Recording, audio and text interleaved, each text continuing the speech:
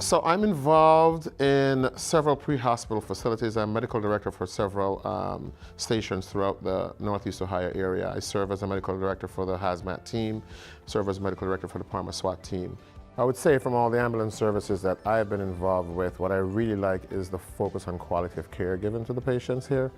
I have ambulance services that I've worked with before that don't have monthly continuing education, which is a critical piece for the private ambulance services. This is actually a great lecture that we're doing, because what we're doing is we're doing clinical scenarios rather than someone just reading off a slide to you, which doesn't really mean anything. These guys all work in fire stations, so we got to really hone them in. So I like the way we do our lectures compared to someone just reading off a slide to you. It's interactive, it's a case. So I present the case and I ask them questions. What do you want to do for this patient? What do you want to do for that patient?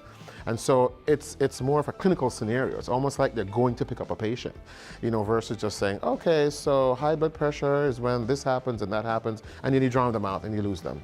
The class that we're doing here is different than that. It's interactive and case-based. So there are times when you can get medics who work for us, who don't work for 911 facilities, that lose some of that skill that they learn in medic school. And so by having continuing education on a monthly basis between myself and the medical director, we ensure that those skills stay in play. So that's one of the things that I like here compared to other places that may not do that at the moment. Our system is such a growing system right now, and to have physicians there, you're going to lose the thought process that if you work for a private ambulance company, you're basically driving someone to the dialysis center or you're driving grandma back home to the nursing home. That's not the case with the relationship that we have. So you're not just sitting in the back of the squad talking to the patient driving to another facility. You are performing care. And there are other organizations you might work for where you might not get that level of sophistication in the back of the squad, where you're more supposed to be the person who is taking them to the next destination.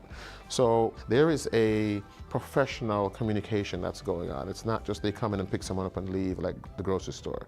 So it's me telling them my expectations. Hey, this is the patient's current vital signs. If this happens en route, this is what I want you to do. So it's a more exciting time in the back of the ambulance for them than for some of the other organizations out there.